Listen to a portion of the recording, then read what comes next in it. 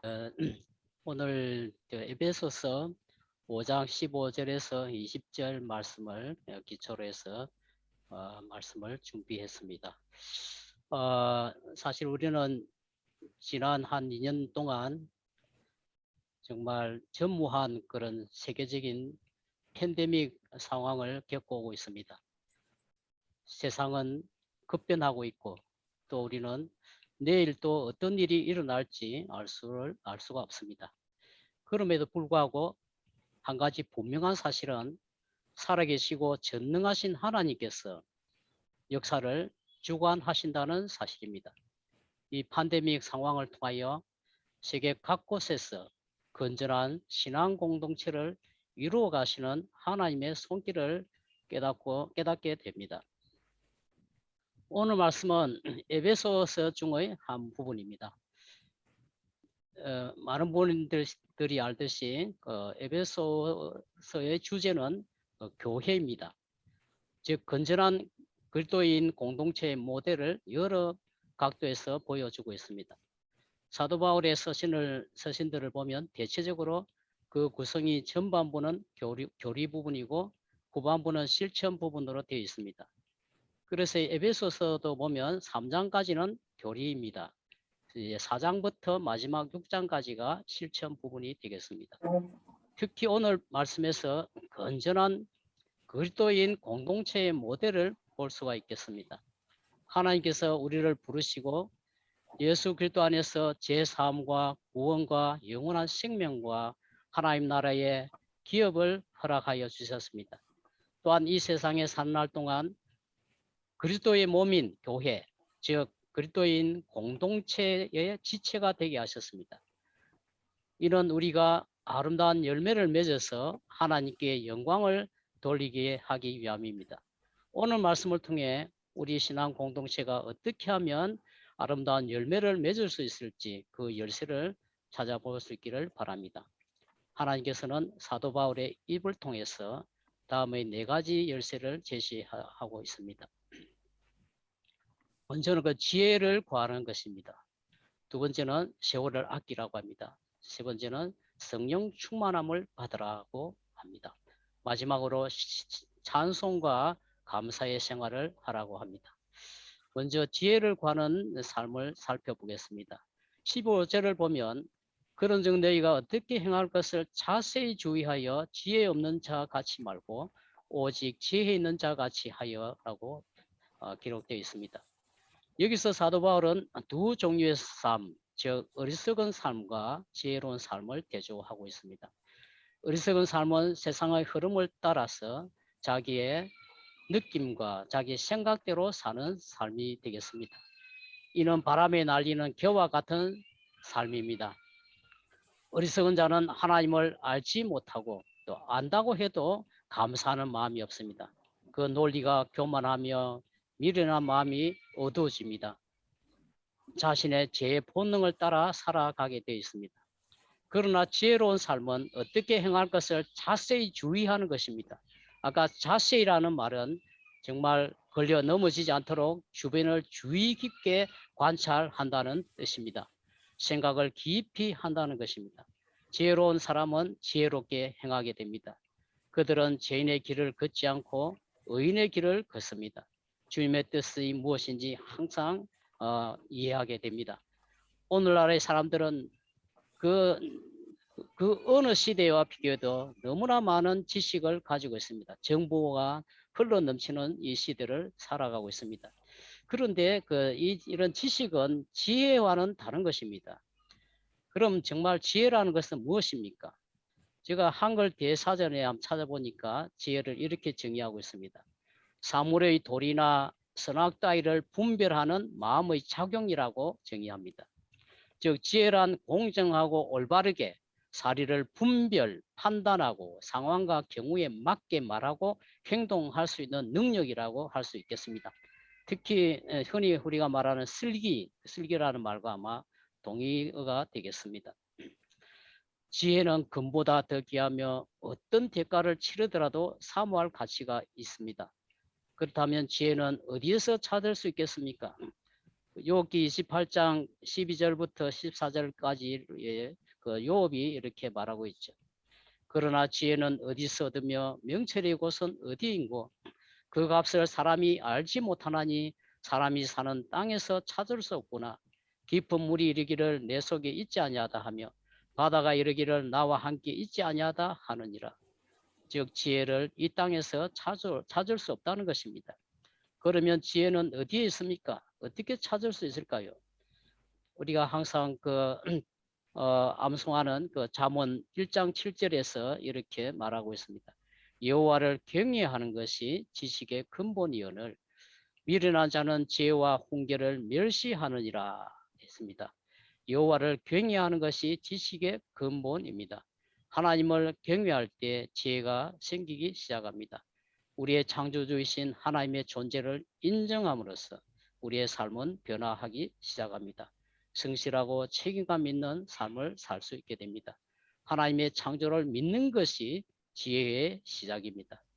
하나님을 경외하는 마음으로 지혜의 학교에 들어가며 그곳에서 그리스도의 장성한 분량이 충만한 데까지 자랍니다. 성경은 하나님의 말씀으로서 지혜를 얻을 수 있는 최고의 보고입니다.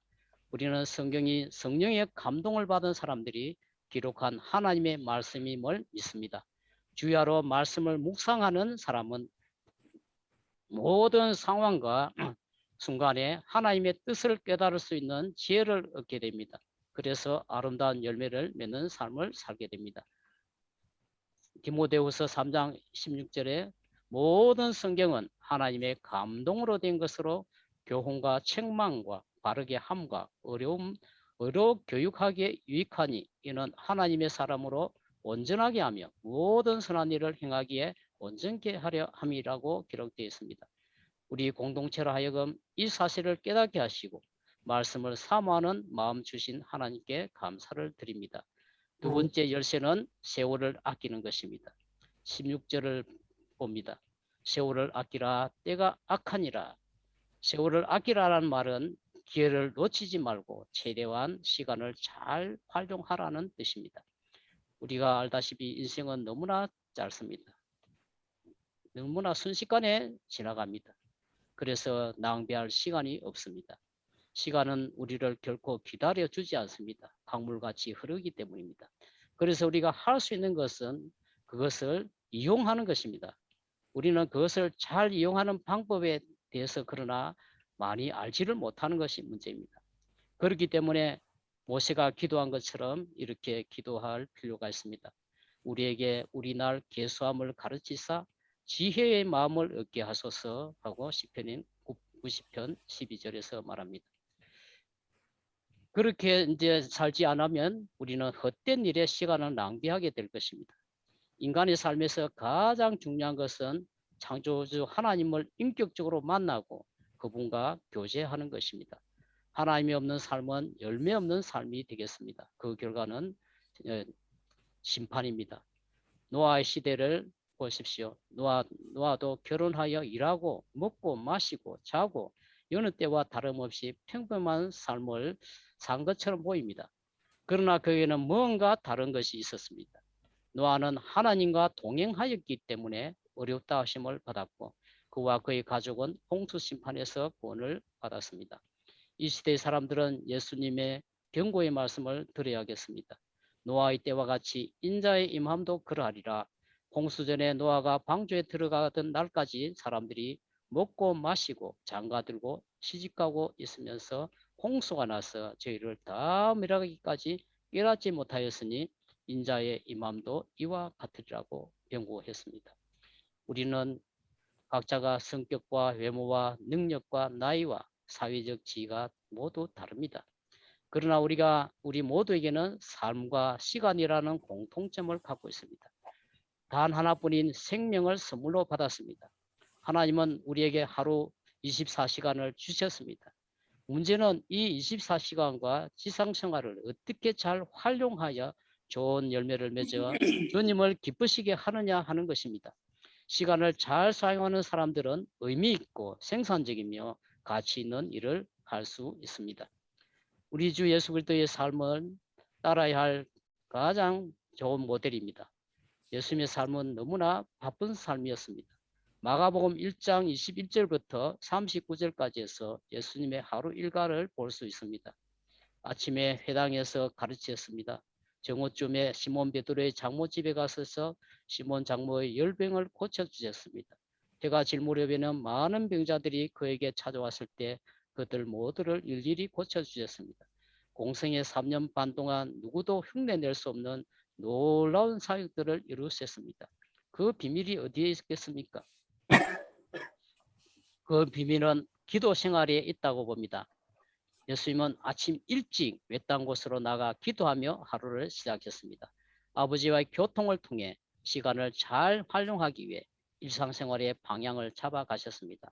예수님은 가장 중요한 것이 무엇인지 알고 어떤 희생을 치르더라도 그것을 먼저 하셨기 때문에 성공적인 삶을 사셨습니다. 우리의 성패는 어떻게 하루를 시작하느냐에 달려있다고도 할 수 있겠습니다. 예수님은 기도로 시작하셨습니다.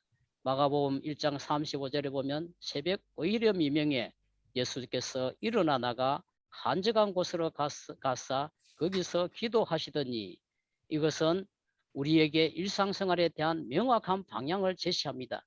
아침 경건의 시간이 핵심입니다. 하나님과의 교제가 우리의 삶의 첫째 자리에 있어야겠습니다. 우리는 매일 해야 할 일이 많습니다. 그러나 예수님은 우리가 먼저 하나님의 나라와 그 의를 구해야 한다고 말씀하십니다. 그리고 썩는 양식을 위하여 일하지 말고 영생하도록 있는 양식을 위하여 하라고 하십니다. 우리가 주님과 연합하여 하는 일은 결코 헛되지 않을 것입니다. 그러므로 내 사랑하는 형제들아, 경고하며 흔들리지 말며 항상 주의 일에 더욱 힘쓰는 자들이 되라. 이는 너희 수고가 주 안에서 헛되지 않을 줄 알미라고 사도 바울은 고린도 성도들에게 말합니다.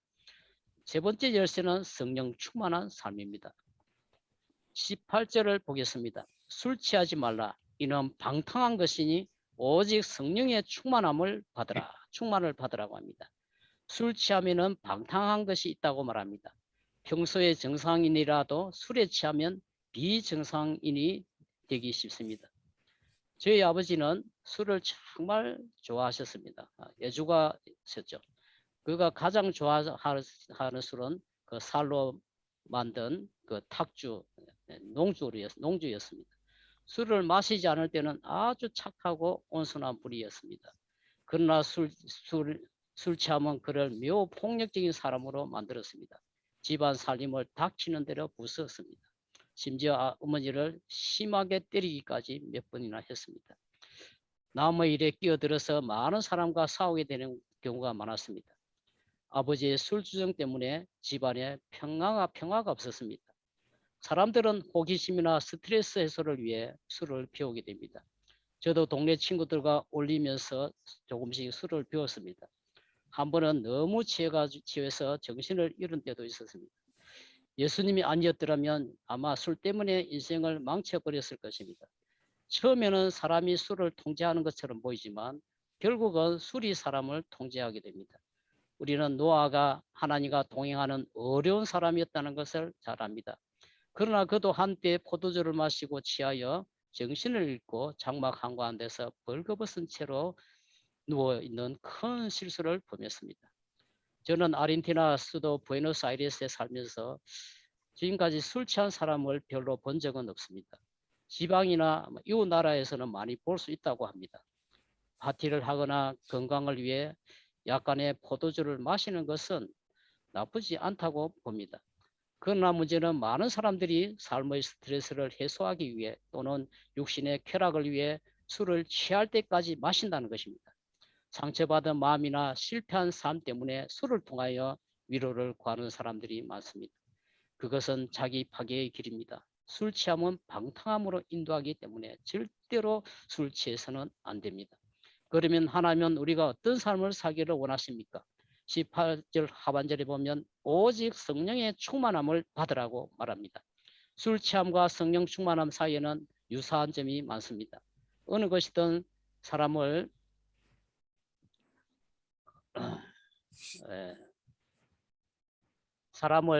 변하게 만듭니다. 그런데 그런데 술 취함은 일시적인 기쁨을 주고 성령의 충만함은 지속적인 기쁨을 줍니다. 여기에 차이점이 있습니다. 술에 취하는 것은 낡은 생활 방식과 이기적인 욕망과 관련이 있습니다.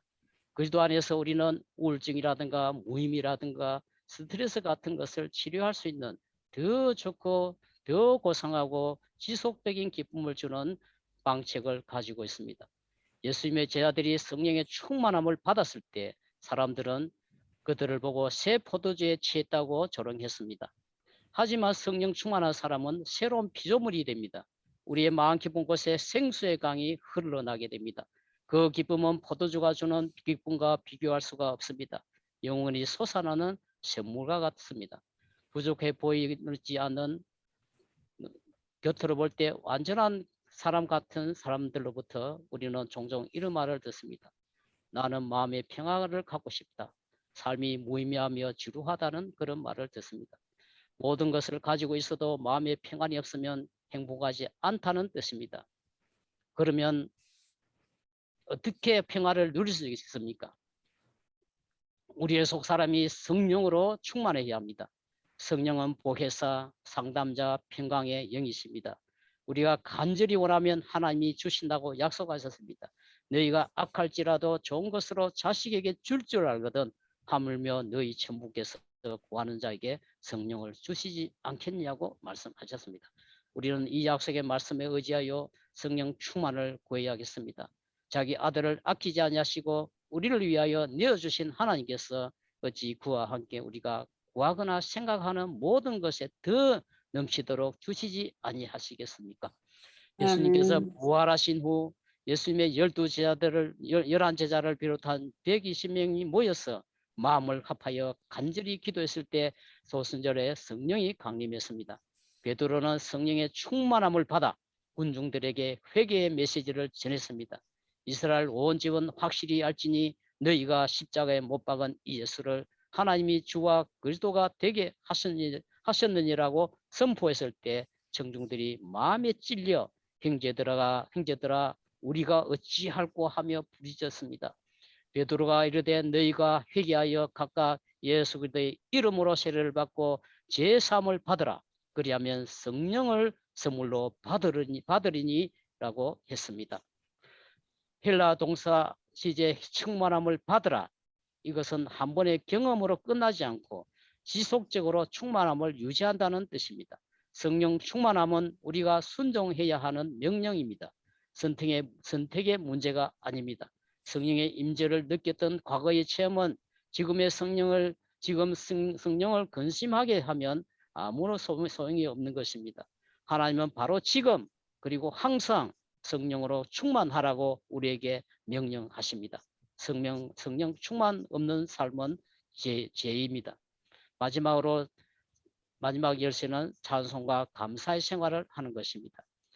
지와 참의와 신령한 노래들로 서로 화답하며 너의 마음으로 주께 노래하며 찬송하며 범사에 우리 주 예수 그리스도의 이름으로 항상 아버지 하나님께 감사하며라고 합니다.